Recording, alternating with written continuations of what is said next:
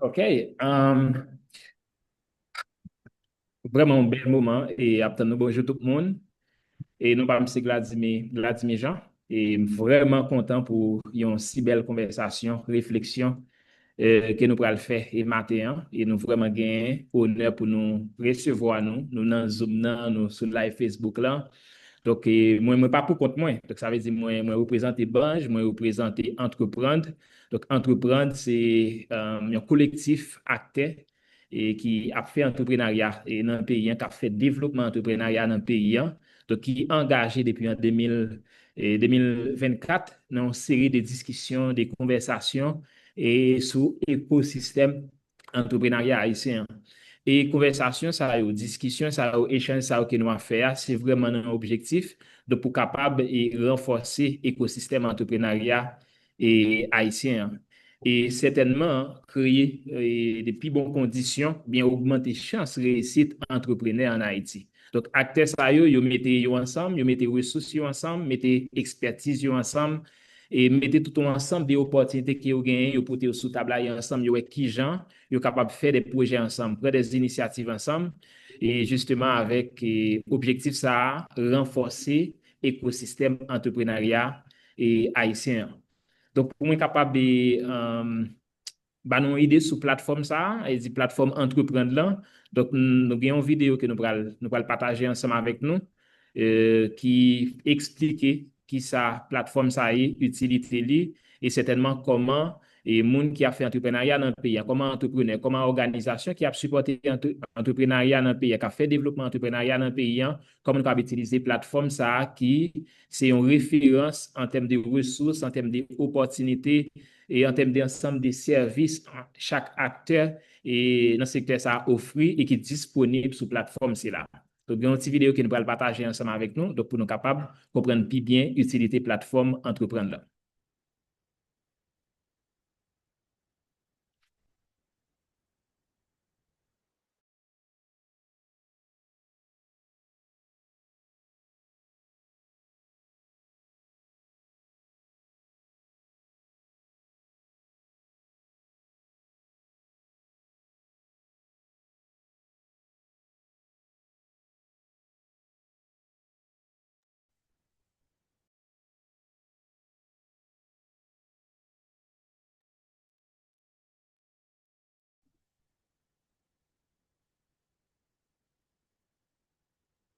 Ok, c'est-à-dire, si plateforme dans vidéo en pas lancé, then let me make sure pour next étape qui va le passer là, c'est que nous gagnons accès avec interpretation. Again, if you don't feel that you need interpretation, you don't have to jump in it. But if you need interpretation, présentation faite en anglais, pour interprétation, pour capable de live en créole. OK? Bon, en termes de contexte, et par rapport avec ça que nous avons fait jeudi, pour moi, il est extrêmement important. Pour moi, bah, nous plus contexte. Dr. Phil, I hope you have access to the English translation and you can follow with me because this is very important. So I'm Yes, going I to am. be, you are good. So Thank you. for the purpose of getting my energy across in both languages, I will speak Creole, then I will introduce you in English so that we make sure everybody gets a little bit. We live in a global world and we are all doing our best to be one in a space that is very, very, very diverse and different. Pour tout le monde qui est connecté, qui suivre, premièrement, je pense que l'extrêmement important pour moi dire nous que côté nous arriver là jeudi c'est résultat plus de une année de travail que nous mettons en place depuis un peu depuis le Banj lancé version 4.0 li, côté que nous vraiment voulons pour nous-mêmes, et pas seulement nous-mêmes, mais tout acteur qui est important, qui est lié à supporter l'entrepreneuriat en Haïti, comprendre qu'en 2025, ou bien dans le temps à vivre qu'on y a, on a parlé de l'entrepreneuriat, de supporter entrepreneur, nous pas qu'à à parler de faire business plan, ou bien faire juste jeune crédit.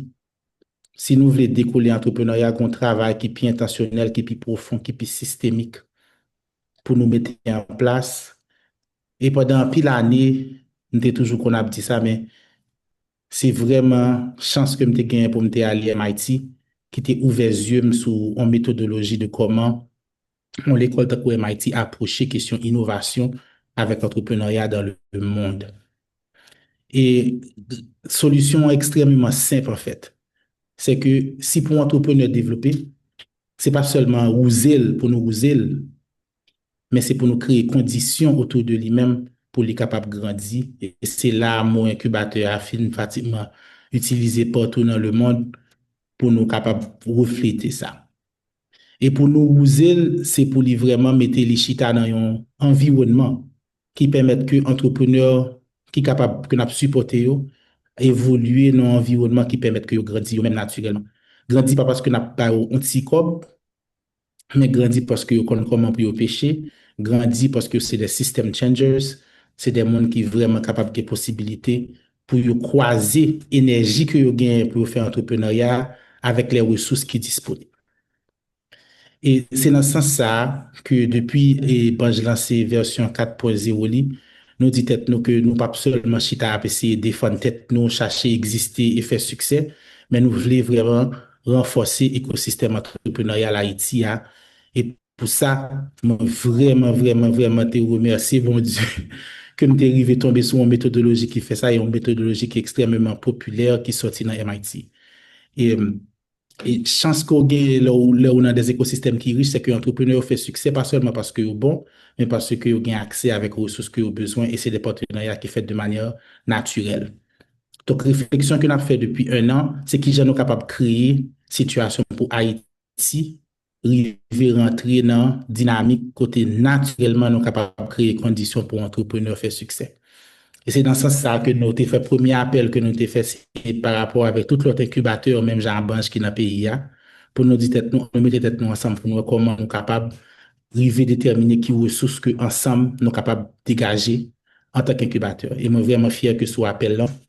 Et les plus grands incubateurs, et c'est sa vidéo que nous avons montré, que et tout incubateur en fait en Haïti qui est connu, que ce soit, je ne vais pas citer non individuellement pour ne pas oublier personne, c'est ça Gladimir, ça c'est travail Gladimir, vous fait partie diplomatique ça, mais vraiment c'est d'elle, clés et des comparaîtres et je ne vais pas oublier non personne, mais tout incubateur dans le pays, nous avons mis tête nous ensemble et que nous avons créé entreprendre et nous avons un groupe pour nous discuter et à partir du groupe ça, nous faisons une expérience qui était extraordinaire côté que nous dit tête nous. Même la méthodologie MIT avait là, nous mettons tête nous ensemble, nous créons un projet qui c'est une plateforme qui est entreprendre. Côté jeune, je dis à nous capables de dire que tout incubateur dans le pays a fédéré tête autour d'une plateforme côté que nous partagé information, nous partagé opportunités, nous travaillé surtout l'une à l'autre. Mais l'idée, c'est vraiment aller plus loin, messieurs, dames. C'est pour ça que m'inviter nous aujourd'hui pour nous réfléchir, pour nous voir comment nous sommes capables de grandir méthodologie ça, pour nous aller dans des directions côté que nous sommes capables de créer une possibilité pour bureau dans l'État, bien institution dans l'État qui est capable d'intégrer à la question entrepreneuriat pour toucher la méthodologie ça, tout le même capable de garder pour comme capable de créer opportunité pour travailler ensemble. Organisation internationale qui a supporté Haïti, qui a financé projet, capable de une façon pour jouer une possibilité pour travailler ensemble. Université qui n'a pays qui a produit jeunes, qui a produit recherche, qui a produit connaissances, capable de travailler ensemble. Même pas c'est Dr. Budden va l'expliquer pour qui raison théoriquement et dans l'expérience que le fait tout, ça a marché. Et pour l'université, pour l'État, pour le secteur privé, pour tout le monde capable vraiment entre eux, mettez tête ensemble pour nous capables de créer justement un Haïti qui a supporté l'innovation, pas seulement pour succès grand entrepreneur, mais pour tout le pays et en général. Donc, rencontre que nous avons fait jeudi, c'est vraiment un suivi à lancement ça que nous avons fait de plateforme là, année dernière et earlier en mois d'août là, ça. Et puis pour nous continuer la conversation avec des insights fondamentaux qui t'est créé méthodologie ça. So this is why I'm going to switch into English to introduce you, Dr. Phil. I think we can cut off the video. We don't need to look at the video now. I explained what was part of it, basically, but let's get into the gist. I want to make sure we make good use of Dr. Phil's time. And he's from MIT, always on time. So I want to really make sure that he gets his 10, 11, 25 as promised. Dr. Phil, you really gave ground to everything I was doing in Haiti for years. I remember when I got into Harvard and I luckily had the chance to cross-register with MIT, and I saw that there was a class built for ecosystem leaders. That was the first time that I saw the word. And I immediately emailed you to let me into the class. And you let me in. And in that class, I discovered one thing that was fundamental for me. For the longest, people think that it's the government job to build a better space. It's a government job to build an environment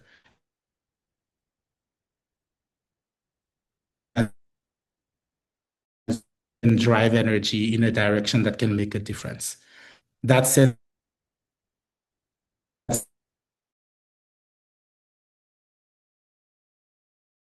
more inclusive, more intentional, and project like Entrepreneur are really the fruit of that. I took everything I learned from your class, and it was one of the most incredible semesters I had. And I know you're not just doing this for Haiti, you do it for many countries around the world. And I really wanted to bring you to Haiti so you can explain maybe in better words and in more scientific way than I can. I can put all my energy, but you can bring everybody to reason to spark one thing that I hope is really to foster collaboration among these people. I think the most important currency we need today is not just money. There's money behind all of you here some way, somehow. But what really the real currency here is collaboration. How can we work together better?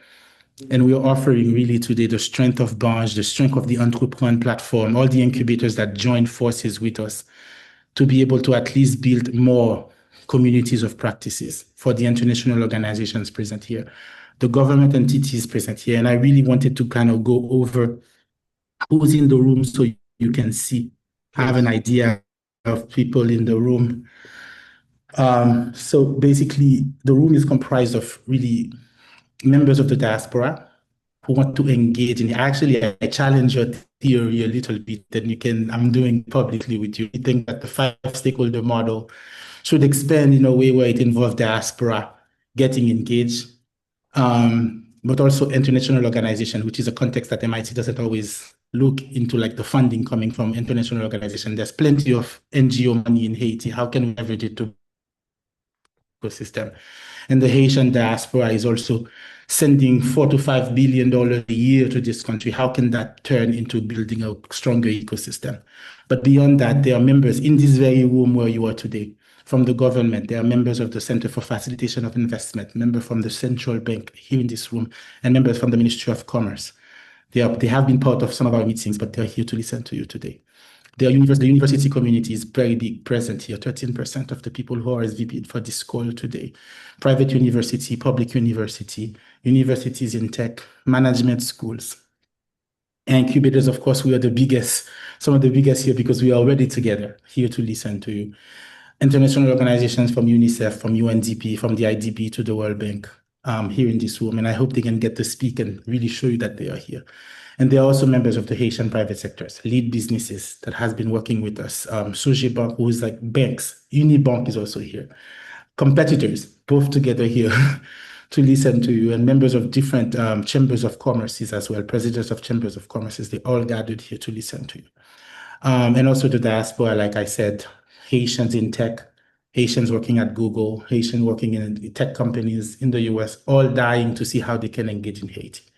So this is pretty much the room that I'm giving you, that I'm handing to you today. I think there's no one else that I would really want to be here to speak about how we can spark an innovation ecosystem in Haiti with the players here, with the goal of really leveraging this currency. That's the most important one for me, which is collaboration, helping us find ways to be better, stronger together in order to really, at the end of the day, create the conditions for Haitian entrepreneurs or entrepreneurs who want to invest in Haiti to be successful.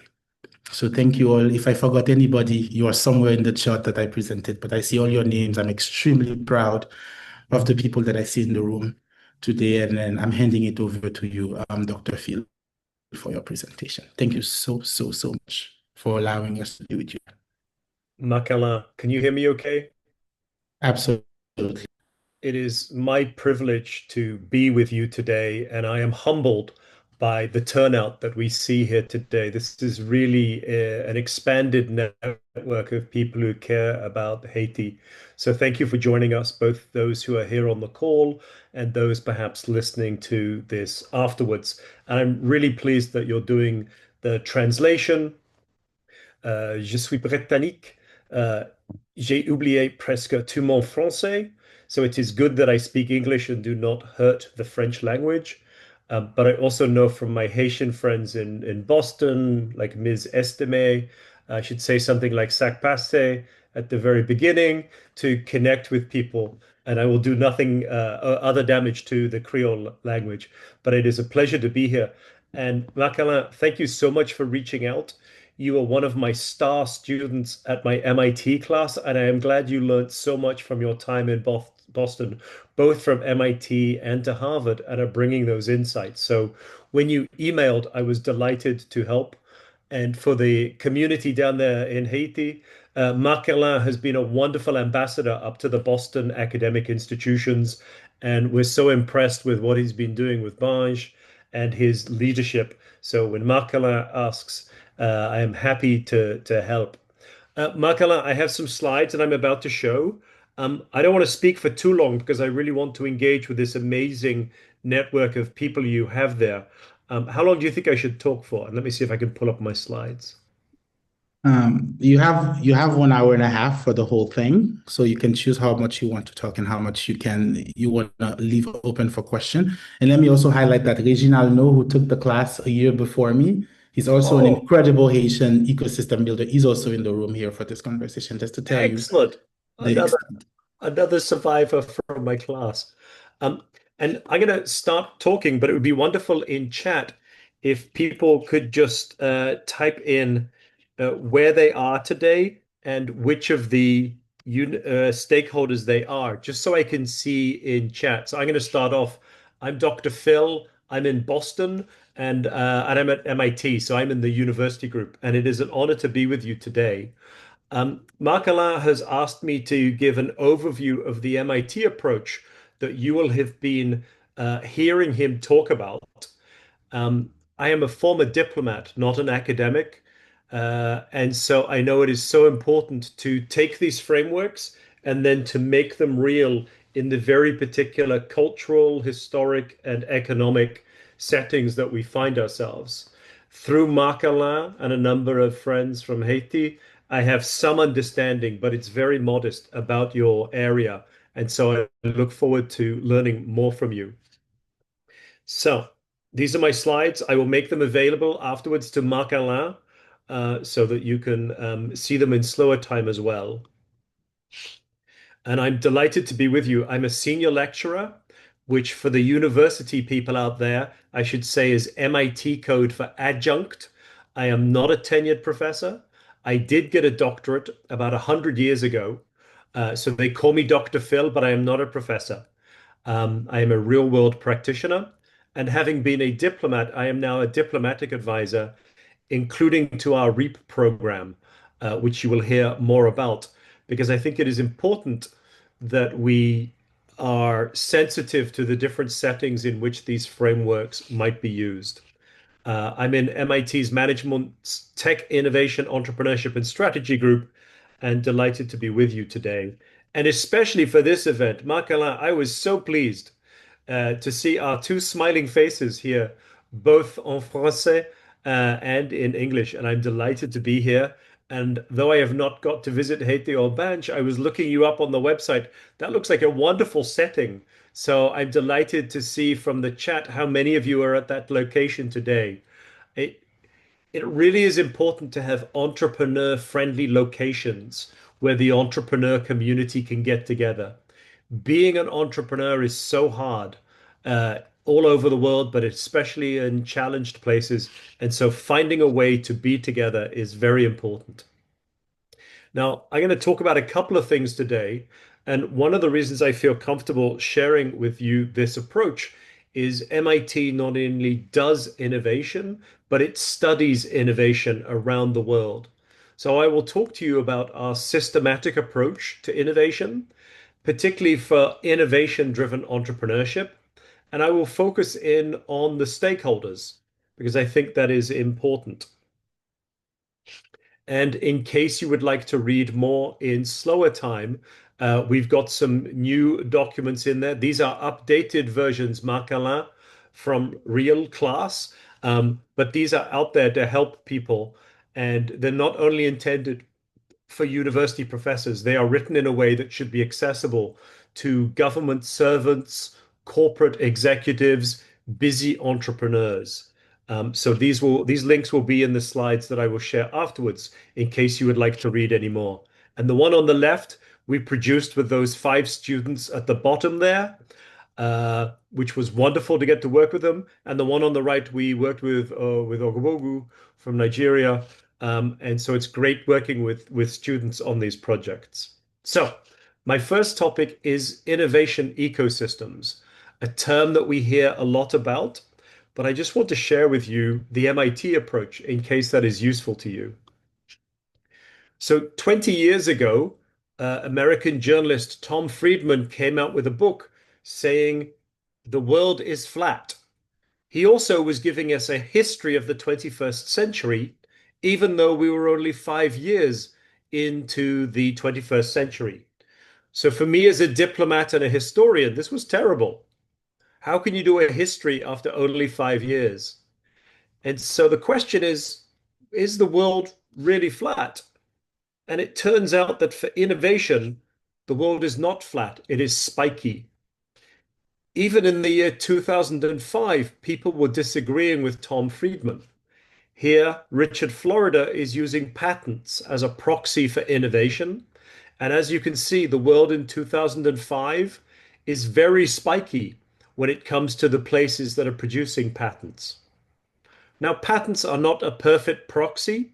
Just because a university creates intellectual property does not lead to innovation-driven entrepreneurship.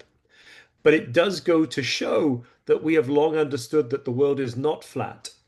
And at one level, that is an injustice. Why is the world not flat? People are being entrepreneurial all over the planet, and yet not every ecosystem with entrepreneurs is producing those high-end, high-growth companies or enterprises that make a difference. And so my last 20 years has been devoted to understanding why does innovation happen in the places that it happens, and how can we help us in the rest of the world to get more of our share of innovation-driven entrepreneurship. I mentioned that we work through an MIT REAP program. This is a live map on that website. Every one of these pins is a team with which we have worked, but there are probably twice as many regions that have applied and not got into the REAP program. And so one of the reasons I feel comfortable sharing with you today MIT's approach to innovation is that it is based on our research and also our practice in the real world, all of these places. And if you look closely at the Caribbean, you will see we have had a number of teams from the Caribbean. So while we are not experts, we are building up knowledge from the teams in Puerto Rico, Dominican Republic, Colombia, and Mexico to understand the particular settings there, that we have not had the privilege of working closely with Haiti yet. So I said the world is not flat, it is spiky. The places that were doing well in the year 2005 are doing even better in the year 2025. And so we need to understand what is driving this. On the left-hand side, we have an image representing Shenzhen, Hong Kong, the Greater Bay Pearl Delta. On the right, we have London, my hometown, which is doing okay because of historical advantages it had. And it turns out that this logic of place-based innovation continues even after the COVID pandemic. Our MIT research approach to understanding why it happens in certain places and how we can help others do better comes down to these 3 S's. This is a very simplified model, but it is based on the research by the MIT professors. I like it because it's simple, because I used to work for government and large corporates, and I needed to be simple. So, of the 3 S's, stakeholder, system, and strategy, I think the stakeholders are among the most important. So in my second section, I'm going to talk about the ecosystem stakeholders. Now, in the 1990s, there was a very popular theory out there that all you needed for innovation was big university, big industry, and big government, the so-called triple helix theory. The man, Etzkowitz, behind the triple helix theory, took it into the world, what we would have called back then developing markets, emerging markets. As you can see in the bottom right, he was applying this in Uganda. It's a very simple theory, industry, government, academia. The problem is it's not complete. Just like the world is flat sounds very seductive, but it's not accurate in the world. The problem for me is he based his triple helix theory on the study of one university and the rise of its entrepreneurial science, namely MIT. Now, Marc Alain has been to MIT. He knows that we are not the center of the universe. There are so many other players. And so in the document that I wrote there with Professor Dame Fiona Murray, we write about the MIT stakeholder model, because if you just follow the triple helix, you have some problems. Our model has come out of looking at regions around the world, that it's not just a question of universities creating things to go to corporations that become government agencies. There are other human actors. Many of you here today will be part of that. And that's the entrepreneurs, the founders, and their funders, and all those who support them. So our model of MIT, as Marc Alain will recognize, is a 5-stakeholder model. Yes, it's really important to have universities, government, and corporates at the table, but there are 2 other people you need to have at the table. First, the entrepreneur at the top of the table. And from our research and our looking at the world, we realize that the entrepreneur is not a lone person, but is part of a team. In this case, it is a female-led team, but we know from our research that boys can be entrepreneurs too. We are inclusive. We put them at the top of the table because if you want to have innovation, you need to respect the entrepreneurs. Often the government thinks it should be at the top of the table, or the corporate, or the university professors. In our MIT model, we want to honor the entrepreneur by putting the leaders at the top of the table. The second category that is new is so-called risk capital. Now, modern venture capital was invented in Boston in 1946 by a Harvard professor from France, General Doriot. He created modern venture capital, and they used 2 terms, venture capital and risk capital. One reason the MIT professors have gone for the other term, risk capital, is because today, venture capital, when one says that, one normally thinks of Silicon Valley venture capital.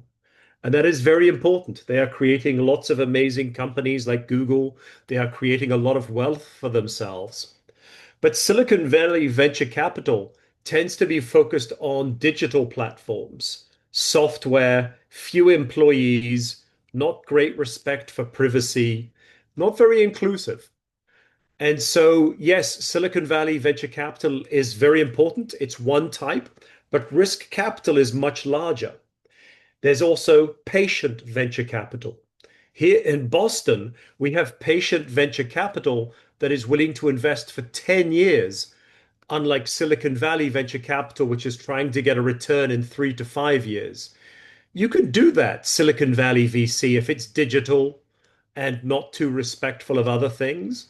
But if you are trying to create biotech startups, then you probably need patient capital. If you are trying to operate in challenging markets, then you probably can't do it in 3 years. Also in the risk capital bucket is corporates making their strategic venture capital available. It's universities creating grants and competition prizes. It's governments running challenges and making grant money available. It's also angel investors, high net worth individuals who are investing their own money and care about the places they're investing. all the way through to sovereign wealth funds, international financial institutions. I was down at the World Bank last week to visit them in Washington, D.C., to talk about how their money can often be a catalyst in an innovation ecosystem if it is used correctly. But it's not always the way that we used to think about it for the last 25 years. And so it's so important that all five come to the table. And I'm so proud, Marc, of the group that you have on this call, is you have all these five stakeholders at the table. Now, as you can see, there are five stakeholders. These are the MVPs, the minimal viable players, but there's also space at the table for others. And these will vary by region. Perhaps for Haiti, having the international financial institutions and the World Bank at the table, that is one of those seats. In some country, it's trades unions. In other countries, it's the diaspora needs to have a seat at the table. And so at MIT, we are modest. We know that you need to have these five, but you get to add another five that are important to you. In some countries, it's incubators. In other countries, it's the Communist Party of China. We do not judge it, but it's up to you to say who else needs to have a seat at your table. The most important thing is you must keep the entrepreneur at the top of the table and you must respect their voice. Because unless you listen to what the entrepreneurs need, your ecosystem will not benefit. And so I commend you having the voice of the entrepreneur at the table, as I have seen from the list of people in the chat. Now, in our REAP program, we insist that every team has all five stakeholders. So for example, there is a screenshot on the left of the team from the Dominican Republic. They had to have all five stakeholders. Not all of them are shown because I couldn't fit it on my slide. But as you can see, we take our theory of the five stakeholders and we make it practical in our program. They were in cohort 9, so they graduated a few years ago. But now we have just started cohort 12, and I am delighted that we have a team from Benin. Équipe Benin is our first team from Francophone Africa. It means I can pratiquer mon français un petit peu. I can practice a little bit, but they are amazing. And we have insisted, under the leadership of Gildas, that they have all five stakeholders there. And there is no lack of commitment, but they understand, as our teams from Puerto Rico and Nigeria discovered, that you can have amazing entrepreneurs, but as Marc said, the differentiator is, are they supported by their ecosystem? The reason that the white boys do so well in Silicon Valley is they think it's all them. It's not. It's the ecosystem of Silicon Valley makes it much easier to be a successful entrepreneur. Our team from Benin is no less entrepreneurial, just like our teams from Accra and Abuja, and yet the system is not as supportive of their entrepreneurs. So we think that ecosystems should be there in support of the entrepreneurs. The entrepreneurs need the support of all of you around the table.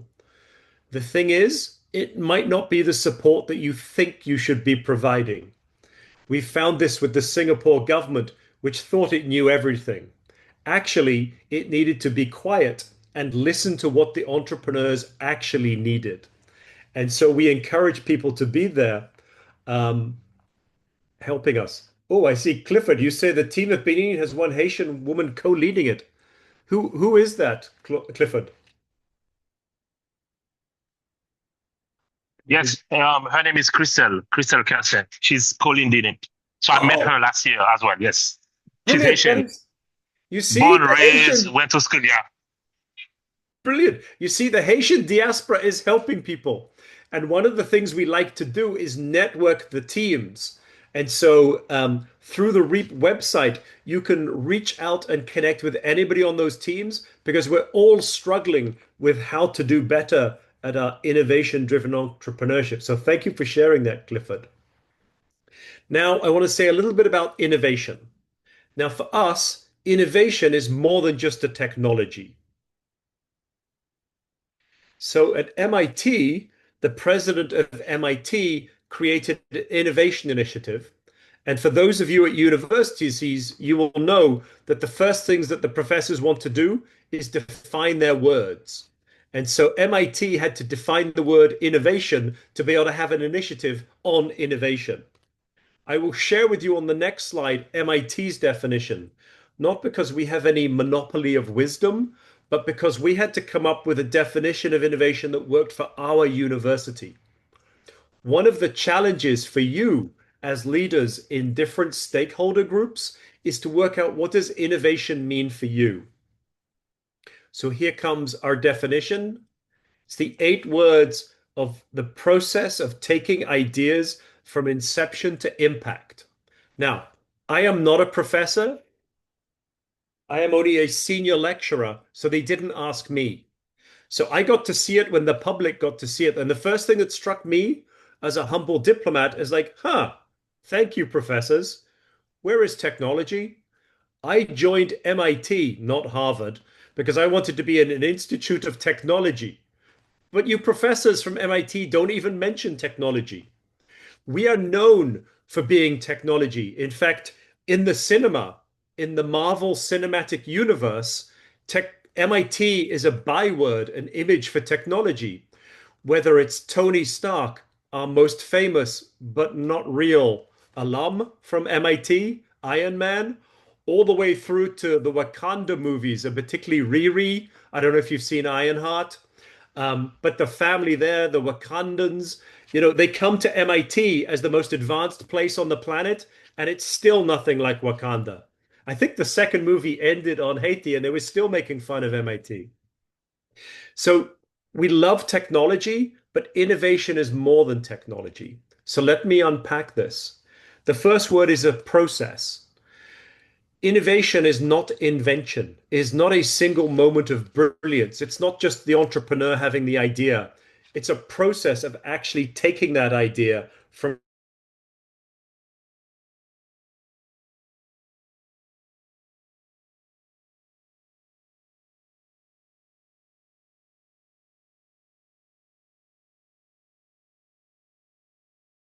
that an organization should be taking in more money than it spends.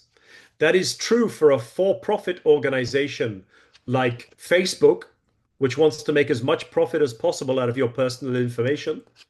But it's also true of not-for-profit organizations. To have an impact, they need to bring in more money than they spend if they are dealing with the climate disaster, gender inclusivity, energy transition. It's also true of universities, most of which are not for profit. They're interested in impact, and including social entrepreneurs who are not profit maximizers. If they wanted to be profit maximizers, they could go to Silicon Valley and do a digital dance app. No, most not-for-profits are actually interested in having impact. Yes, they need to bring in more money than they spend to do good in the world, but it's not all about profit. And then the key part for us in the middle is the idea. Just because you have an idea does not mean you're having impact. We believe it's really important to have a process supported by all of the stakeholders to take that idea forwards.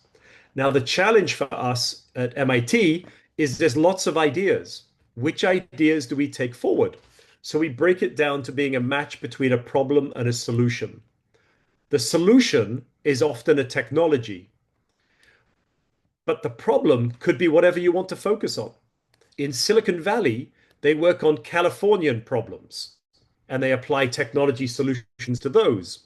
One of the reasons it's so important for regions around the world to think about this is they often have local problems that their local entrepreneurs want to work on. They could take the same technology but come up with a different solution. We found this, finding this with Team Benin, for example. Team Benin is working on problems that matter to Benin that the entrepreneurs of Silicon Valley have just ignored. And this is why we really encourage the local entrepreneurs to think about the local problems. Yes, take the global technology, apply that as a solution, but solve problems that matter to your local region to support your entrepreneurs. The one last distinction I'd like to share is there is innovation out at the far horizon with a capital I coming from science and technology and research and development. Often out there at that far horizon, the entrepreneurs and the VCs will talk about 10x impact. That is so important in your ecosystem to have some entrepreneurs who are trying to achieve things out at the far horizon with 10x impact. But a good ecosystem has diversity. So they also have innovation with a little I. Instead of 10x, they're going for 10% improvements. And this can be both in the public sector, in government, but also in the private sector with the many small and medium-sized enterprises who perhaps are not going to have the impact of a startup, but can still be better. And this is good for the ecosystem to have this range. So if we put this on our 2x2 chart, down in the bottom left-hand corner is business as usual, what the businesses of today are doing. And yes, out at the far horizon, Horizon 3 in McKinsey terms is big I innovation, 10x transformation. It's definitely good to have some entrepreneurs in your ecosystem working on big I transformation, but everybody can play a role in innovation, even government, by thinking about what they might be able to do in terms of 10% improvements. And the best ecosystems, the ones that capture the best talent and opportunities in their regions, are ones that have a diverse portfolio. Everybody needs to get beyond business as usual. Staying with business as usual is not good for the future. But not everybody needs to be in a crazy 10x startup. There is a role for large corporations to do 10% improvement. There is a role for government to be 10% better in the provision of public services. Small incremental approaches. So hopefully in this approach, you can see wherever you are, there is a role for you to play in innovation. Now, on the entrepreneurs, who are the most important stakeholder at the table, we like to separate out two types of entrepreneur. One is the small and medium-sized enterprise, the SME. These are 90% of the economy of most countries in the world. Most of America's companies are SMEs, and I am doing work with Kentucky, Los Angeles, Kansas City. Most of the economy is SMEs, and that is good. We need SMEs, the corner stores, the hair salons, the small legal firms. The things that are going to change your ecosystem are the innovation-driven enterprises. There may not be many, but you want to have your ecosystem able to help entrepreneurs with that level of ambition. As you can see in this simplistic chart, an SME is quite easy to support because they're probably not doing anything new. If it's a hair salon or a street food vendor, you know that over time, if you work hard, you will gently increase your cash flow. Banks can give them money. Financial institutions are more comfortable giving them money. And that is nice, but that's not enough. You need to have people who are going to help the IDEs in their so-called valley of death down here. Because to set up a digital platform or a clean tech, climate tech IDE, there needs to be an investment that gets them through the valley of death. Then they get the exponential growth. There may not be many IDEs, but they are the ones that will change the nature of your economy, whether it's in fintech, or social entrepreneurship, or digital platforms. And so the best ecosystems have lots of SMEs, of course, but the game changers are the IDEs. Now, in those categories, there is a real range. So your standard SME, we think of as being a bit of a camel. It has to carry its own resource. It needs to be patient and self-reliant. But even those we think should become more gazelle-like. Even your SMEs, your hair salons should think about what can we do to be 10% better by being digitally enabled? How can we set up a website? How can we do e-commerce?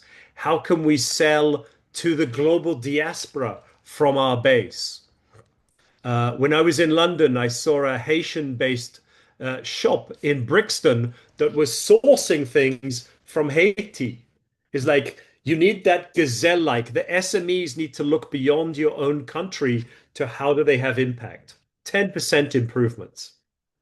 On the IDEs, many people think about digital IDEs, the unicorns, reaching $1 billion valuation, and there are some in the Caribbean.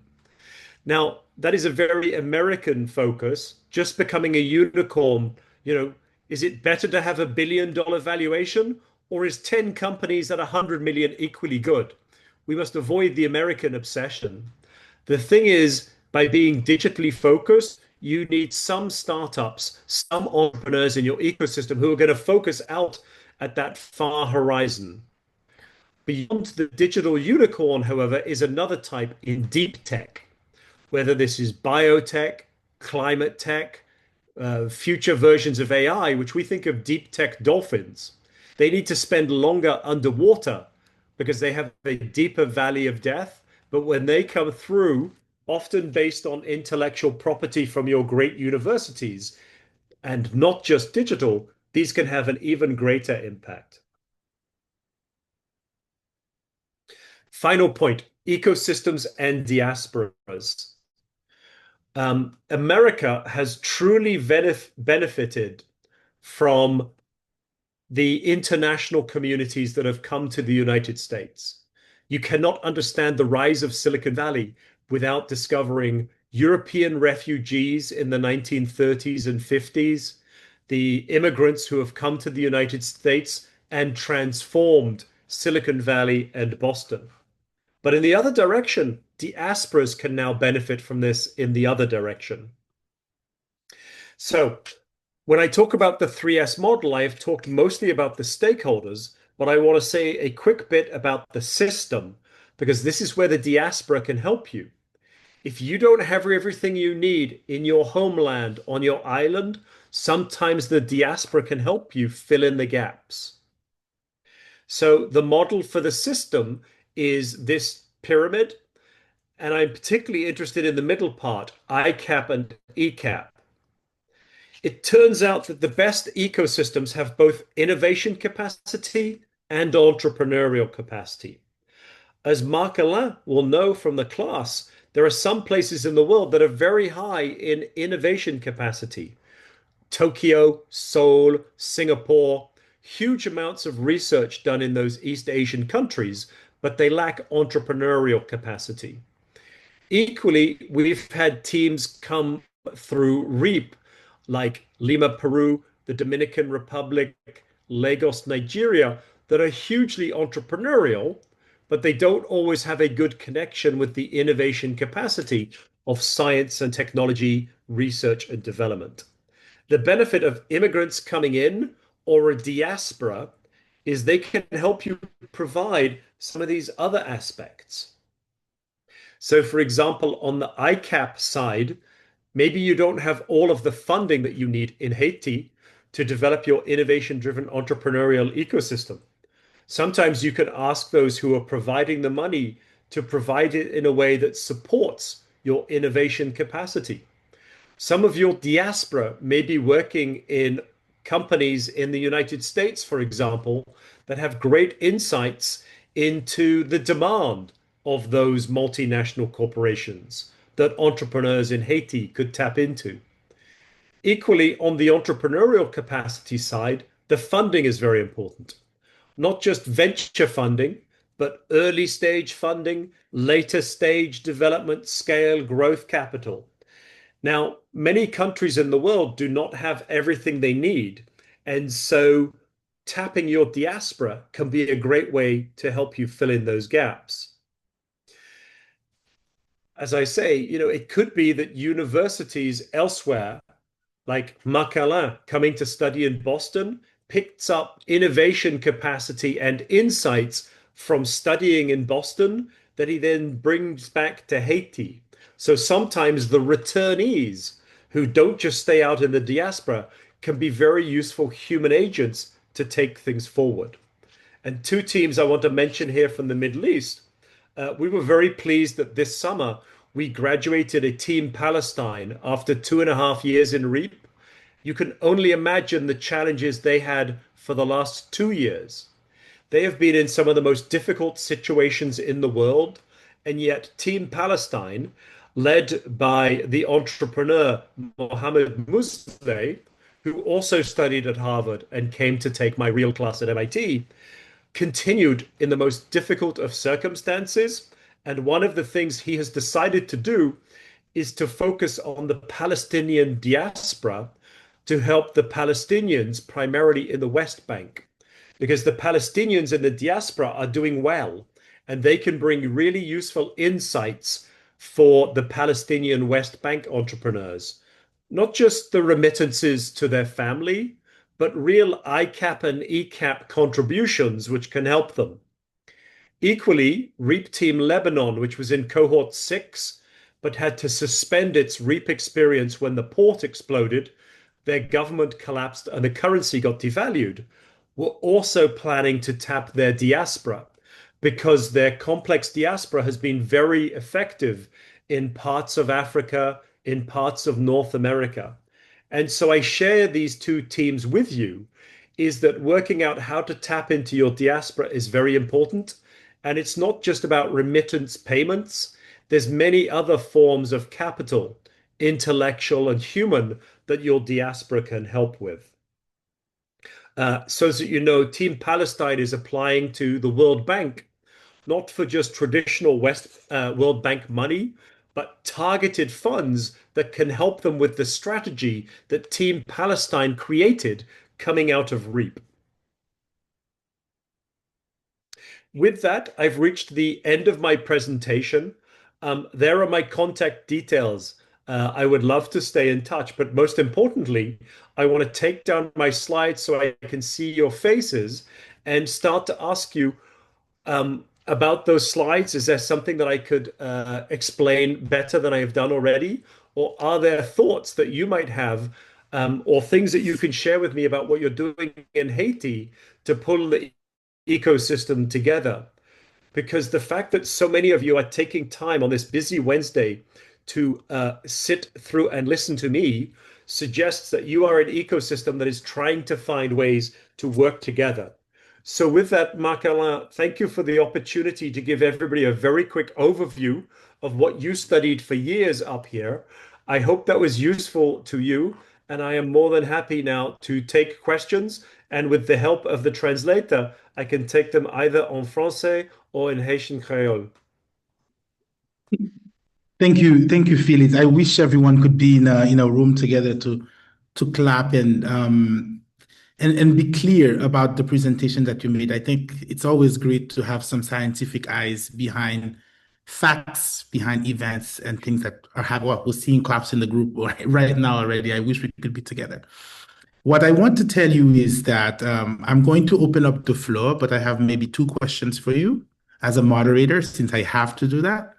But before we head there, again, like I said, my goal here is that there are actually things that are moving. And I think sometimes I joke about it. I say, you know, the work that REAP is doing around the world and MIT requires a lot of resources to move these things around the world. Sometimes I think that the work that we are doing here in Haiti is somehow us giving back to Haiti already a lot of the things that we learn. And I think in some way, what you have in front of you here is a mini REAP program. We brought the stakeholders together.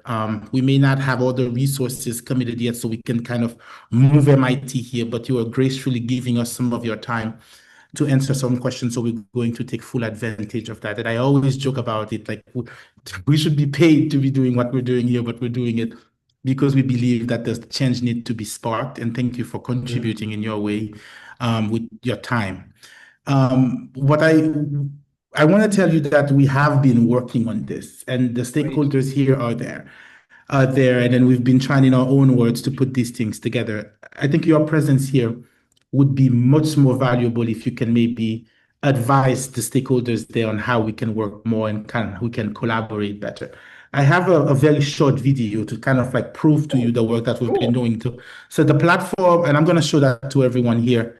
So the platform Peut-on was born as a project created by the incubator group, and we launched it in August. The idea is We brought together the different incubators, and we started reflecting ensemble on how we can work better together and bring the ecosystem together. And we thought about information and how can we share information better among each other so we can share opportunities. And very quickly, the incubator group, who's now officially Peut-on, and a lot of them are in the room right here, we're saying we can work together and bring our resources together to see how we can strengthen the ecosystem. We're going to be the conveyors. We're going to bring people together, but we need more people to come together to create opportunities to strengthen the ecosystem. And as I'm going to be playing the video, it's a very short B-roll to just kind of show you who was in the room when we launched Peut-on.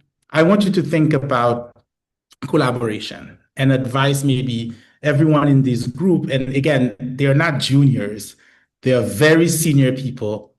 I call them champions in all the emails that I sent.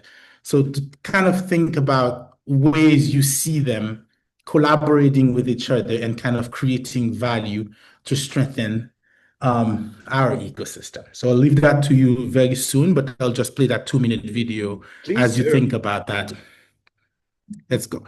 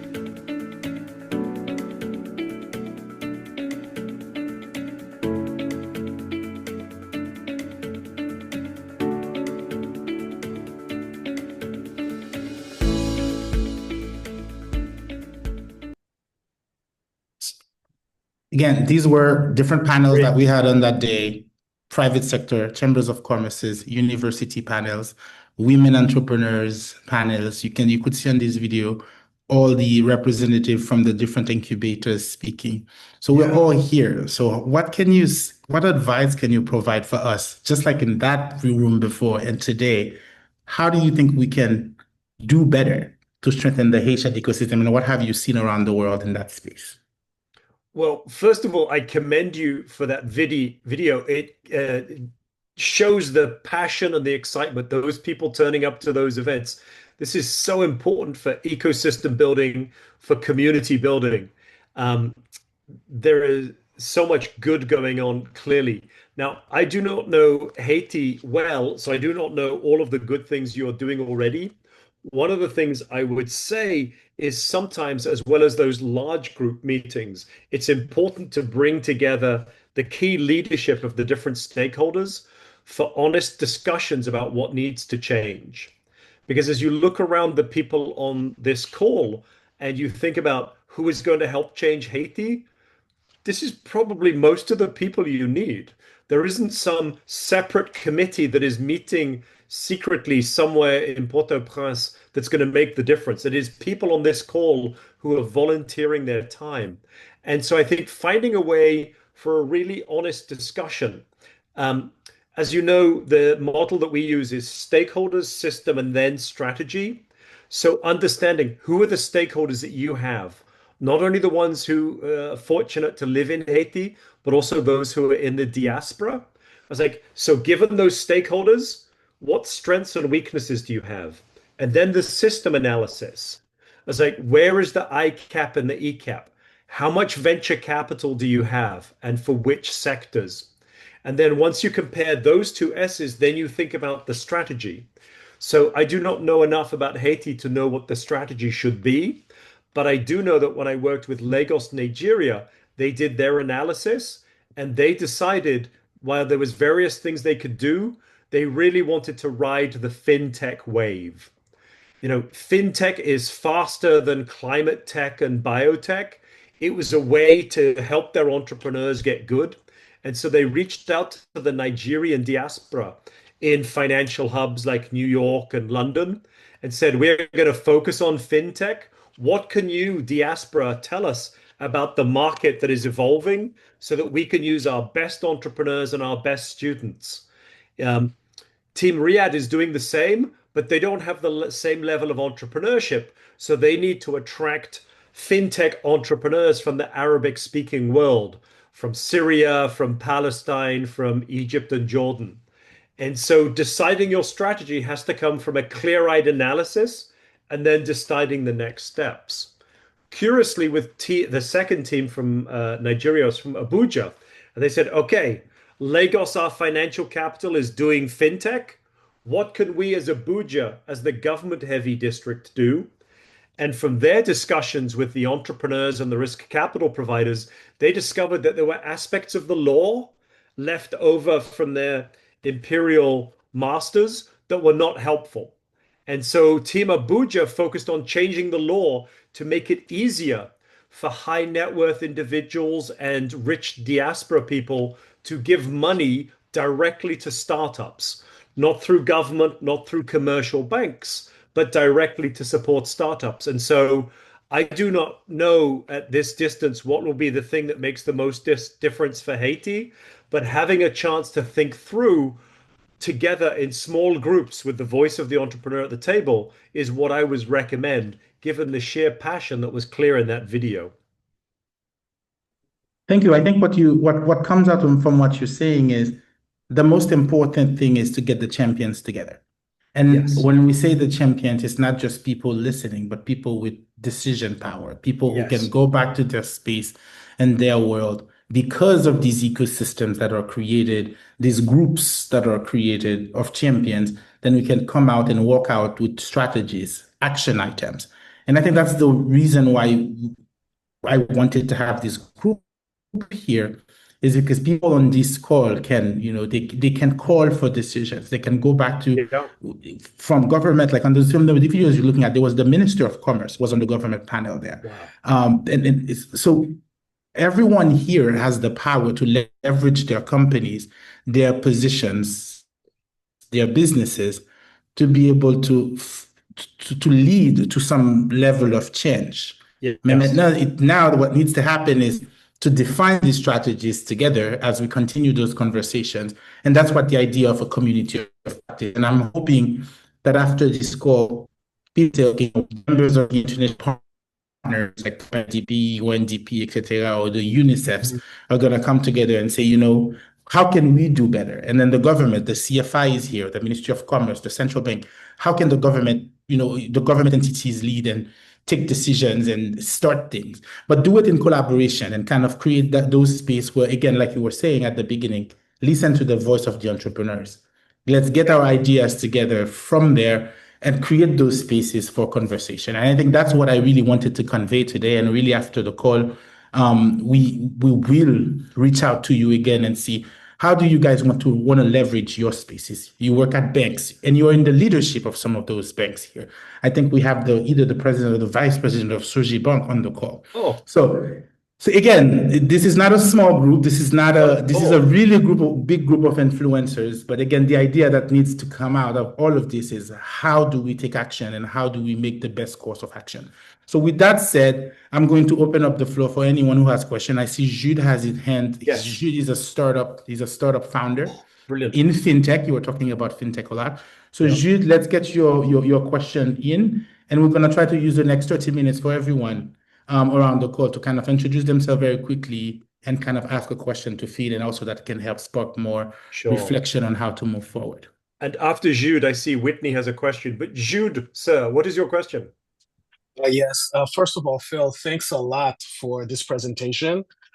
There's some of the slides that hit home because, as Makale says, we are a fintech startup. We started in 2018. We were doing a lendtech. And now we're on the blockchain, and we have created a wallet that permits a USDC to be transferred to Haiti. Oh. And the slide is especially about the valley of death hit home because a lot of people don't realize that when you're putting together a company, there's always that period where revenue just cuts off and you're just building. So the question I had, and given the experience that I'm going through, we've been able to innovate, we've been able to build. Right now we are participating in a pilot with the United Nations, but to get to this point, it's hard to culturally wrap people's heads around the risk in building this kind of technology and to building this type of innovation. What messages could the private sector, the entrepreneurs, give the community and the local investors to kind of change the cultural mindset, to understand that certain things could be done in 3 days, certain things takes 5 years, certain things takes 10 years, and and that message to, what's the structured message to change the cultural mindset that creates that aversion? Because in Haiti we have a little bit of a survival mindset, and understood, we had to survive all this time, but so that survival mindset goes into every decision we make, whether it's business, investing, as well as governance. So how do we change that around? How do we start giving the message that this is what's needed for us to be able to get out of the survival mindset? Yeah. Jude, great question. And I commend you, sir, for being a brave entrepreneur. Being an entrepreneur is hard at the best of times, and especially in challenging circumstances. So I really commend you for that. And I'm glad you found some of it useful. One of the reasons that fintech is often so useful is because it's a digital technology, and the money is where the money is. That people who can be entrepreneurs in that area can often change their ecosystem and change their culture. When I give my lecture about London, it got a fintech community after the financial crisis in 2009, when the banks laid off their IT people. And all of a sudden, they had to make their own jobs. Now, the London government could have supported medical technology, biotechnology, wind technology, but all of those are really slow. The benefit of fintech is it's primarily digital. So you don't need to have huge factories, complex supply chains. You just need to have good entrepreneurs supported by the ecosystem. So one of the reasons that Lagos also decided to really focus on fintech is you can then get some early successes in your entrepreneurial ecosystem. And in terms of changing in the mindset and the culture, great question. Nothing succeeds like success. Once you've demonstrated, once a few people have got a fintech, and I was asking about the one Whirly. Once you've got a successful startup, like in fintech, it gives an example for other people. It is a proof point of you can do this. It creates some wealth for the individuals who took the risks. It put some money in the ecosystem. So in Los Angeles, the early startups, in this case biotech, made money, and then the entrepreneurs bought nice houses and boats. The ecosystems that survive are where the entrepreneurs who are successful become the risk capital providers who mentor the next round of kids who make the difference and give back to the ecosystem. And so I think fintech is a great place to start, and having the ecosystem rally is like, how do you make a success of Haiti's fintech as an exemplar to its own people, to its diaspora and the world?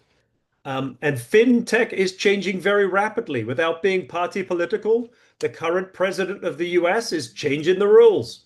How do you find opportunities? How do you leapfrog slow-moving Western entrepreneurs who are stuck in their highly regulated markets? How does Haiti get more than its fair share of what's going on in the Americas? I think that question connects. Focus. Yeah, I think that connects actually also with the next question from Whitney. I will let everyone else ask their question, but I will ask Whitney's question because she wrote it in the chat. And I think her question is very relevant. Whitney works at Microsoft.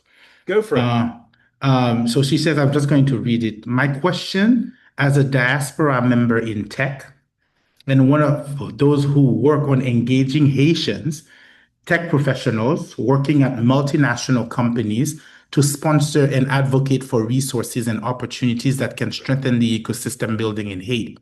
So while I was at Microsoft, I tried to focus on the Airbend initiative. It's a Microsoft research program where funding was available for internet access funding.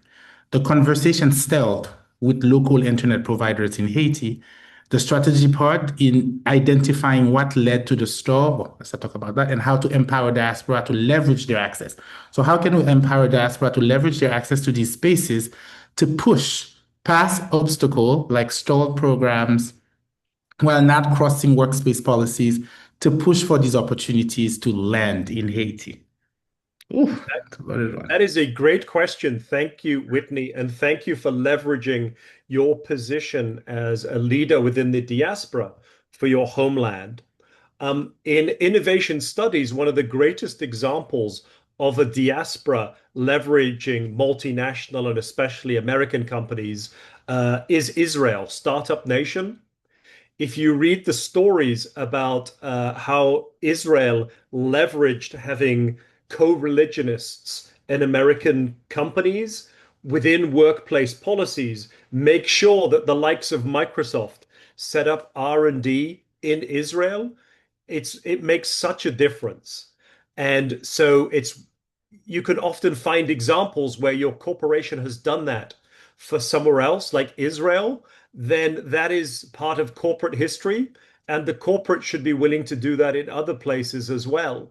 Now, in the context of what happened with the stalled local internet service provider, one of the reasons that it's important for the regional ecosystem to come together with the 5 stakeholders at the table is sometimes the corporate in a mindset of scarcity will be so desperate to hold on to what they have that actually they find it hard to justify doing the thing that is right for the ecosystem and all of its entrepreneurs, but is actually not the best thing for their business plan, business as usual for the next 3 months.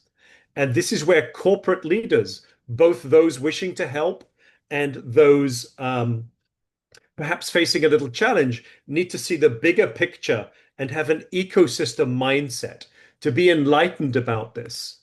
And sometimes the other stakeholders can help.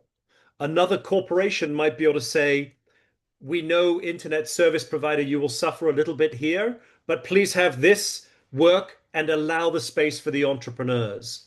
Sometimes an international financial institution can make the incumbent whole to actually enable things to happen. So that's a great question, Whitney, and keep up the good work.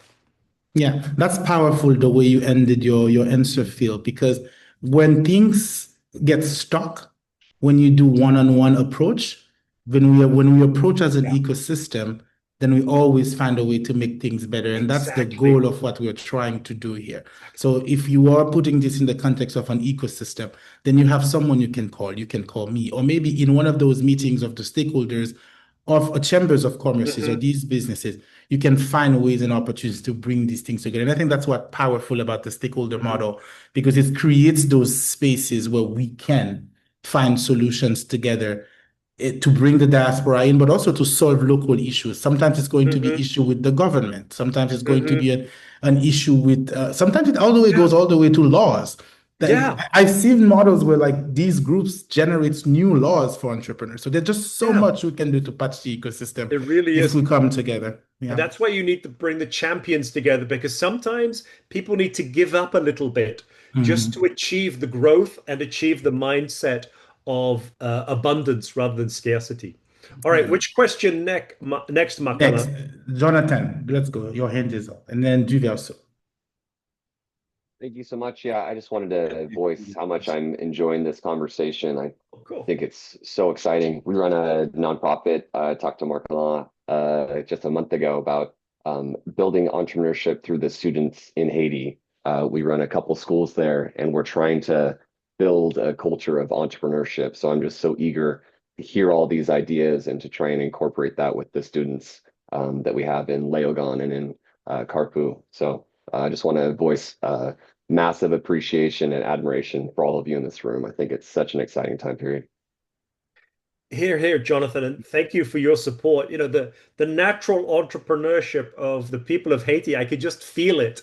And sometimes that little bit of direction and shaping can help the entrepreneurship up through the schools to allow, you know, the SMEs, the family businesses to be a little more entrepreneurial. And then you have like the high-end entrepreneurship that they can see, like Jude and his fintech. And so I commend those all working on this bottom-up approach. It really makes a difference. Thank you, Duverso, and then we're going to take a Bruno after. Yeah. Okay. Hi, everyone, and thank you again, Dr. Phil, for this presentation. I really enjoyed it. As a member of Banj, I spent like 8 years building Banj with Marc-Alain. So yes, so I think this experience allowed me to stand close to entrepreneurs, institutions, and the reality itself. That experience made me realize something important in fragile economies. Innovation doesn't fail only because we lack resources. Sometimes it fails because the system is not designed to collaborate. Yes.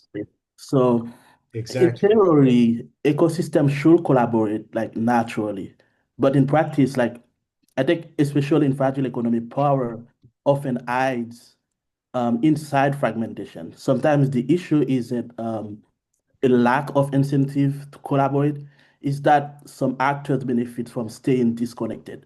So MIT's model assume actually institutions want to collaborate, but what if fragmentation itself is profitable for certain stakeholders? How do you build alignment when disconnection is part of the incentive structure? Oh, that's a great. Wow, that's a loaded one, Dr. Phil. Ooh. I know. And this is one of the reasons they have a diplomat on the faculty team. It looks like Kelly School, looks like you're in Bloomington, Indiana. The university academics are brilliant with their frameworks, their models, their metrics. A lot of this comes down to the human beings and understanding the incentives. Now, the way the world is when you start is probably that way for a reason. And often large corporates will have shaped through government lobbying the nature of the laws. And so one of the challenges for the entrepreneurs creating the enterprises of the future is sometimes the incumbent large companies don't want to see change. They have been fined for 10 years. You know, Early has a question about, money transfers. The nature of the money transfer system was done for the benefit of American banks and Visa and MasterCard. And sometimes the entrepreneurs need to have a way to challenge the system. Now, in a region like Haiti, one of the reasons to bring the corporate incumbents to the table is that for the sake of Haiti, you may need to persuade them to be a bit more enlightened. It's like, actually, you can do this traditional banking approach for 10 years until Haiti is bankrupt. Or you could think about your business model and adapt in a way that creates the space for some entrepreneurs. Now, we talked a little bit about fintech. I think fintech is going to disrupt finance. I think with the rise of crypto, Bitcoin, stablecoin, blockchain, distributed ledgers, I think there are changes coming that those who are not dominated by their incumbents could find new ways of actually disrupting payments. Some of my students out of MIT go into payments, which sounds so boring, the pipes and plumbing of finance. But if you can get that right, it could be transformative. Team Palestine is thinking about fintech. They want to have a system that is under their own rules to be able to move their payments in the way that they like and not pay surcharges to the American banks. And so sometimes it's easier if the incumbent that you wish to disrupt is not one of your own. But I think the ecosystem logic and one of the reasons for leadership of the corporation or the government is to create the space for that little bit of entrepreneurial disruption. Otherwise, the incumbents will see their homeland fall behind.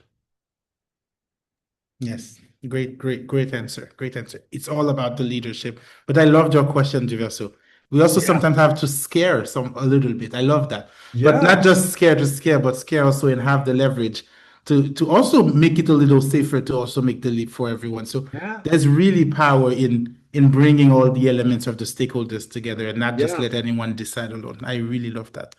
Bruno, let me take your question here. Bruno works at Google. Hello, good afternoon. I mean, this is so wonderful. Mark Alain, thank you so much for bringing together the global Haitian community. I've always wanted badly to be part of something like that, so it just warms my heart. And Dr. Phil, this was just amazing.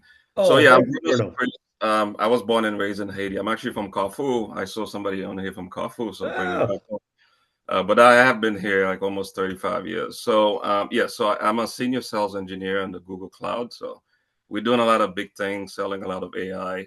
And one slide that really jumped at me, Dr. Phil, is the one that talks about the 10% versus the 10x. So at Google, we talk about planetary scales, 10x, so you think of like world problems, billion plus users and so on. But I think it's really important to look at like SMEs, the 10%. If you can do like the small change, that could make a big difference in the long run. So I recently started reading Why Nations Fail to try to understand fundamentally like why are we where we are in Haiti today, right? So if you look at like the lack of infrastructure, the security, and all the challenges that we have. So tying that back to your 5 stakeholder model, which I think is excellent. So when you lacking, so for Haiti specifically, if you think of the risk, the financing part, where investors are reluctant to invest, and the government part, right, where is really like severely deficient. Is there a flexible model that could take these challenges into account so that model could still apply to a place like Haiti? I've heard countries like, let's say, Rwanda, where they had a whole civil war, right? You can argue like they were worse off than we are right now, but they still managed to improve. They're not perfect, but to make dramatic improvement. So for countries like ours in Haiti, like how does this model really fit where you don't have all the 5 pieces necessarily, the 5 components together strongly, like you do here in the US, right? Before I hand it to you, Phil, I also want to encourage people to ask questions in créole. Si nous avons des questions en créole, pas aucun problème. Daniel là pour nous. Pas hésiter, nous là jusqu'à 1 heure pour nous finir avec Phil. Et tant pis, pas seulement qu'il est diaspora get to take over. All the diaspora already taking all the space. Now, anyone locally who also wants to ask question, moun ki nan gouvernement yo, tout moun ki nan tout différentes institutions Haïti yo, n'hésitez pas dans langue nou vle. Vous êtes dit ça, moi, je me demande des questions en créole, on fait me gaspiller. Go ahead, Phil. Great question, Budden. Well, good. And I thank you so much for using the technology to be inclusive. And Bruno, thank you for your role at Google and leaning back to help with Haiti and the Haiti diaspora. The perspectives you will have seen, I don't think the people in Silicon Valley are at base any more entrepreneurial than the entrepreneurs that I meet from around the world, across the Caribbean, in Africa, West Africa, South Africa. We're working with Botswana. I was just meeting some Angolans. The difference is that entrepreneurship is embedded in an ecosystem. Now, sometimes Silicon Valley thinks it's because of their own brilliance. What they don't realize is they benefit from the historic stability of the United States. They benefit from the rules that they inherited from their period under British imperial rule, stability, respect of intellectual property, financial aspects. So you can see that the history of the last 300 years has shaped why America could give you a Silicon Valley and a Boston Kendall Square. Now, the last 300 years, the experience around the world has been very mixed. Many countries have suffered from the imperial experience, many of them at the hand of my country, others from France or Spain or Portugal. One cannot wish away the challenges that have been inflicted on people over those 300 years. And I'm glad you're reading Daron Acemoglu's Why Nations Fail. He just won the Nobel Prize for Economics for his next book. And he's thinking through the long run, la longue durée, according to Brodel. You can't just come up with a plan for 2025 that ignores what happened to you for the last 300 years. But at the same time, we do have an opportunity with technology to do things differently going forwards. This is one of the reasons that fintech and digital platforms, AI makes such a difference, because I think there's a period of game changing. From Google, we recently hosted at MIT the head of Google X. It's a moonshot factory, Astrotella. Astrotella is a wonderful name for somebody doing moonshots.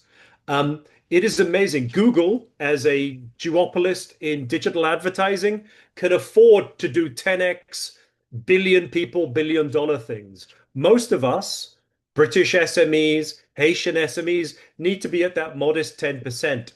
How can they use the suite of Google tools to improve their go-to-market strategy?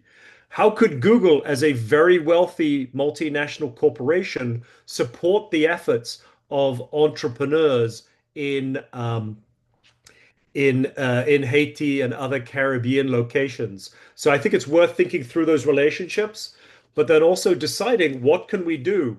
One of the benefits of large multinationals is they can bring stability to a market if the domestic market has instability in government. In some of the African teams I have worked with, they have said one of their challenges is the government is not as reliable and suffers from corruption stemming from the colonial period.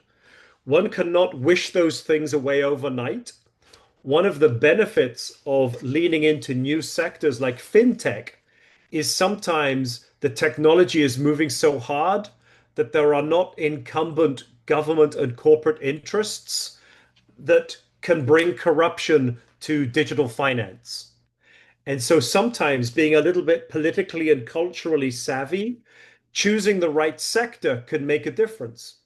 One reason that Palestine will go for fintech rather than trying to move physical goods is its borders are very contested. And so for them, digital technology that taps into the Palestinian diaspora in financial services hubs makes a difference. I think I saw some people say that we're in Miami.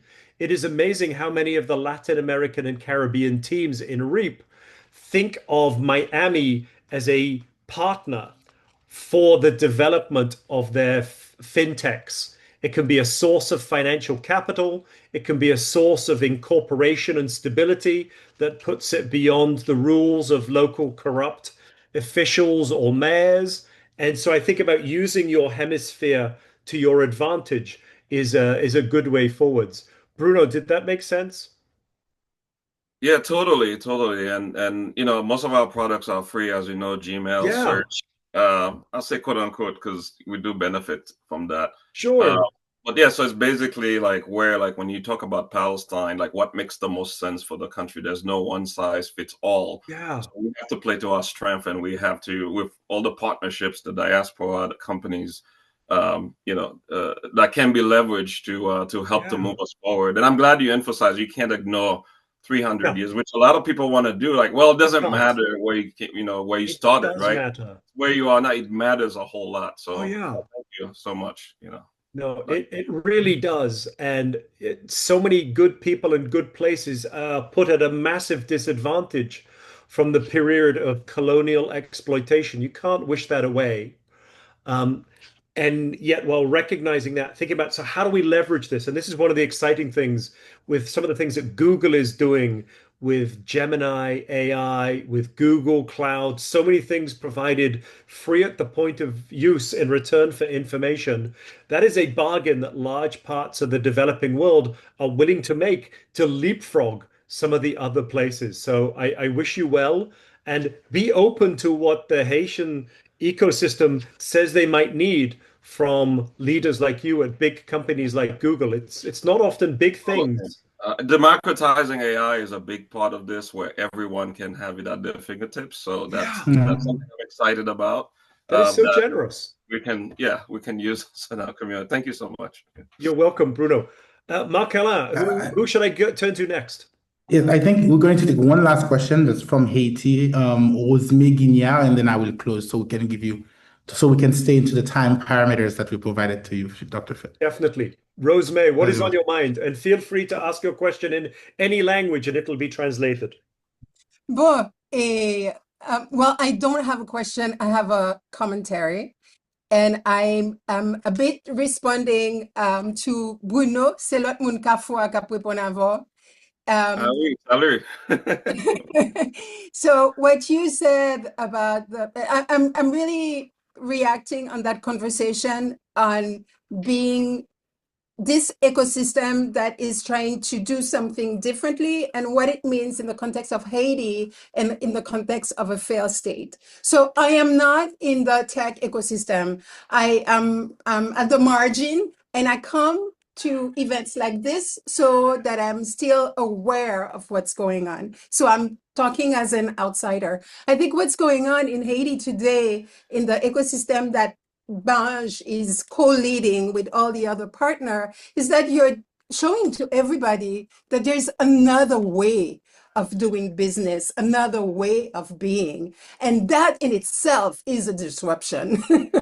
We can get into the details of the disruptions going on, particularly in the banking system, but that of itself, of people who instead of competing with each other, work together to advance together, is a disruption. And I think what's lacking from my point of view is that there's not enough communication on the success stories, right? So I hear somebody who talk about land tech. I'm an urban planner. So issues regarding on land management interest me. What is that all about? How come I'm not hearing about it more? Where are the communication gap so that the thing that burgeoning somewhere can really find its true public, like the true public elsewhere. So I think it's really great that we're having this conversation and we can see for ourselves that change is happening. And I think we need to find communication avenue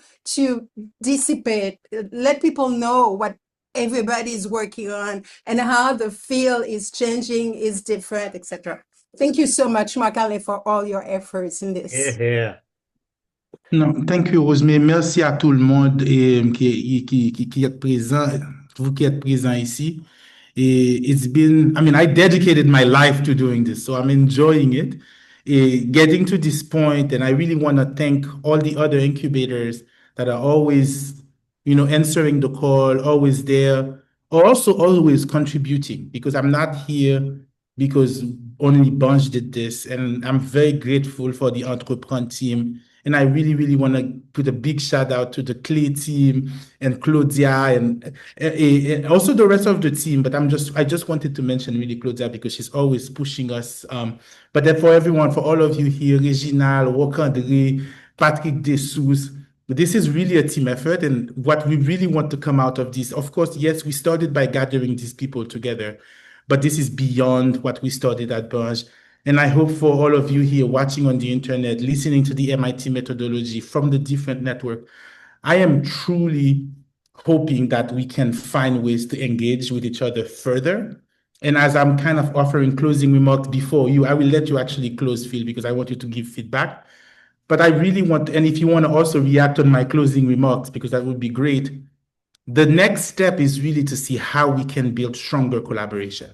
And Wasme, you are right. The reason why you are missing data or missing information, it's because we need more communication. And even as the group of incubators came together, our first project, Entrepreneur, was about sharing information, because we have been operating for years. We know each other, but we have never really been formalized as a group to talk to each other, to share information and see how we can grow together. And I want to quote maybe Kisner Farrelly, who's a very well-known Haitian that everybody always love to have around. He's always saying it's not about competition, it's about co-petition. So it's about cooperating in the competition and really making sure we get the best for ourselves, but we also think about the ecosystem. I'm so happy that competitors were also on this call. But the next step from here is to figure out, and I want you to reach out to Entrepreneur if you want to do this. We started one community of practice. Our goal is to establish about 5. So to follow the 5 stakeholder models, plus one extra field. And I love that you said that it's extra at the table. It's not challenging the model, and you're very diplomatic. It's about inviting more people at the table and more stakeholders. So we really want to start a community of practice where government professionals, doesn't have to be the politicians, institutions in the government who are interested in entrepreneurship and innovation, that we can build a network for them to regularly talk about how they can do better.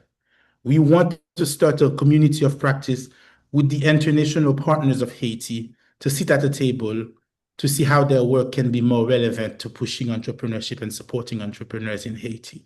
We want the private sector. We started with the chambers of commerce and private sector champions and corporations to come together as well to see how they can do better. The incubators are going to be here. We also want to start a community of practice of universities. We already started. We put them together once. See, how can we produce better research, better management resources? How can we be more relevant for this market, for Haiti? And also start exploring how we can create better venture capital fund for Haitians. Like how can we create better innovation fund that can support the work that is happening? So our next step and why we invited you on this call is to see, after you listen to the amazing Dr. Phil with his British accent, how can we come back as people? The diaspora is also another network that I forgot to mention at the end of my thing. This is another stakeholder we're inviting to the table. We have invited members of chambers of commerce in the diaspora, individual professionals, have you seen them, who works at Google and Microsoft. How can you guys come together and be more relevant in the way you engage in Haiti? And what's new here, and I love that those may say that's the innovation in itself, is what we're creating with Entrepreneur is a platform where you can fix the ecosystem in a way, fix your communication, fix your engagement. If you're trying to push something towards Haiti and you're not getting the ear of the government, because of Entrepreneur, I want you to have a place where you can go and say, this is where these guys who are interested in entrepreneurship in the government are, so let me get access to them there. If something is happening, you're not getting enough support from a corporation, from the corporate world, there's a place where you can go and kind of make a case. And the idea of all these networks that we want to be able to build is that we can create maybe a massive ecosystem summit in Haiti where all of you can come together and fix things once a year and have conversation. I do believe that there is power in human beings coming together beyond the limits of their corporation and their institution, even laws. So champions can move things, can change things. And for me, the future of Haiti and the future of entrepreneurship and supporting entrepreneurs is going to come from there, from finding the champions, bringing them together and say, okay, this is what the law says, this is what my rule says, this is what my company says, this is the problem that Google is making, is to go to Haiti. But because we are humans, because we are passionate about this, because we are in the right place, because we are the champions, we are going to do this together. And we can fix this, and I will follow up with the law. I will follow up with my corporation rules. I will follow up later. But because I'm here, and because we are champions, and because we believe in this methodology, we can create that change together and fix the issue. At the end of the day, what we need is more prosperous entrepreneurs in Haiti, because that's what's going to bring prosperity to this country, and that's what's going to change the course of our lives and create a better Haiti for everyone. If everyone believes in this, they are interested in creating those networks, the Entrepreneur team is there, is available to help channel this energy, put it into good use, starting projects, and really, really foster the most important currency that we have right now, which is collaboration. So thank you all for coming in. I'm going to turn that into you, Phil, for the closing remarks. From everything you heard, any final thoughts or advice? And again, thank you everybody for coming. Well, firstly, let me just commend you, Marc-Alain, for your leadership. I could tell when you were sitting in my class, you were not the average student, and it has been wonderful to come and see you today. The leadership that you are providing in Haiti, the community that you have assembled for this group is really important. I think the digital world gives advantage for ecosystems like yours to make a difference. As Rose May said, it's so important to share the examples of success. And so the digital platform gives you the approach to do that. I think digital finance, fintech, DeFi, and things like that are an opportunity for places like Haiti to pull ahead with innovations that matter for them, as we were seeing with the fintech startup that we were hearing about, Bonova, and to start creating confidence, start creating stories, start creating the places that Rose May talked about. You know, it really is about people and places. And so I commend you for all that you're doing with Banj, bringing people together, and go and make success stories. So thank you so much for having me here today. I will turn it back to you for final remarks, and feel free to do it en français or in Creole. I'm getting fabulous translation here. Thank you to the translator. But this has been only a small time together. I'm sorry I'm not there in person, but I look forward to staying in touch. Marc-Alain, if there are any Haitian students at MIT or Harvard who could come take the class and maybe do a class project on the stories that you are doing, I think that is a way that we could, for free, help you. But I just want to commend everybody on the call for giving up 2 hours of your time for the love of Haiti to make it achieve its potential. So my last comment, congratulations are to all of you. So thank you very much for having me here today. We're going to take a class picture, Phil, like we do at the end of every class. If anyone is interested, you're not forced to do that. If you want to join our class picture at the end of this session, please turn on your camera now. And then we will follow up with all of you. We will follow up with all of you. We want to be able to create an infrastructure at Banj. This is engraved in our 4.0 strategy as an innovation agency, as we call ourselves from now on. We are committed to see beyond just our business and what we're doing in building those programs. We want our work to be able to enable these communities, enable these ecosystems. Your theory, Dr. Phil, is at the center of what we're doing. So we are really looking forward to continue working with you, reaching out with you, kicking off these networks as next steps. And some of you have attended meetings before. You saw it in the recap video. If anyone else wants to join the picture, feel free to turn on your camera now, or you will not appear in the picture. The way I'm going to be taking it, only people with the cameras on will be part of the picture. And if you want to be in it, just turn on your camera. We will take a group picture at the end again to continue documenting the type of work that we're doing. Thank you, Danielle, so much. And I think, Danielle, you should absolutely join the picture if you want to turn on your camera. I have no problem. And then we will close it from there. Clifford, my gosh, you should say a few words, man. Like you knew this, like you've been there from the beginning. So no, let me Mark, I have to say thank you. Thanks to you. Thanks to Phil. And in 22, when I took this class, it was so I have to confess that MIT reached out to me, say, "You from Haiti, you have to take this class, the RE class. That's literally for you from Haiti." And that's why I met Phil for the first time. And when I hear that you will coming to take this class, I said, "Mark, please take it." And as Phil mentioned, we need more Haitian, more Caribbean. Because at some point, yes, we need to fix Haiti, but Haiti can be fully fixed when we also help Caribbean grow. Because we are part of this region, and this region is also fragmented. But this is for another topic. Dr. Phil, it's a pleasure to see you again. And Mark, thanks for your leadership. Man. Yeah, thanks. All right, let me take the picture and then I will call it at exactly 1 p.m. So we made it MIT time, Dr. Phil. We will be able to close on time. So everyone, this is your last chance to join the picture, and I will be taking it now. Look at Patrick Atier. Oh, some people are joining last week. Oh, Ashley, welcome. Full legs. Good, Macari. We have people from all over here. I'm really counting on all of you to be able to make this happen. And Gladzimi, I want to commend you as your coordinator of the project at Banj. So we dedicated a full-time staff to be running these networks and meetings. And Gladzimi was killing himself organizing those Zooms and making sure he reached out to everyone. So thank you, Gladzimi, for that. And we will reach out to you and we will stay in touch. Now, time for the picture. Like, focus. Get your best smile. And here we go. Thank you, everyone. And we see you next time. We will follow up. Thank you, everybody. Thank you, Mark. Thank you, Dr. Phil. This was amazing. Oh, thank you for everybody's time. Thank you. Thank you, Dr. Phil. Thank you. That was great.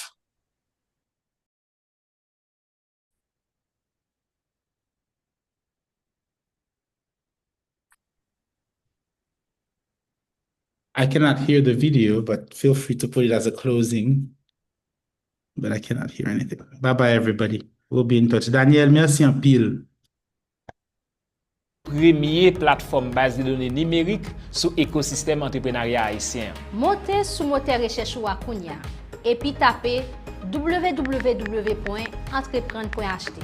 Ou ap joindre yon liste acteurs dans l'écosystème nan qui gen propre compte yo sous site là et qui mette disponible service ak opportunité offri à entrepreneurs dans pays ya. Ou ap gen accès à toute opportunité qui disponible pour entrepreneurs, innovateurs, start-up ak moun kap fait business en Haïti. Gen yon bibliothèque ressources qui classée par thème, documents PDF, vidéo, articles, études de cas, rapports, livres et la trier. Gen yon parti calendrier sur site là qui mette événement qui gen pour fait dans secteur entrepreneuriat qui ou pas dwe rater. Ou ap découvrir tout quelques histoires qui inspirant sous succès entrepreneur haïtien qui a fait différence dans le pays. Ak en pile l'autre information, ressources opportunités pour vous sur plateforme si là. Suivre Entrepreneur.ht sur Facebook, Instagram et X pour être connecté à toutes nouvelles, toute opportunité qui existe dans le monde entrepreneuriat haïtien.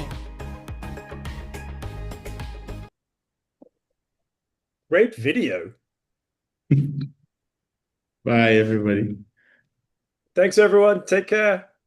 Take care, Phil. I will follow up with an email, Dr. Phil. Thank you so much. Please do. And do send me some more students like you and Clifford. Thank you. Thank you, everyone. And thank you for making it like easy with the pace that was like easy on the interpretation. Thank you so much, everyone. Thank you. Thank you. Thank you. Thank you.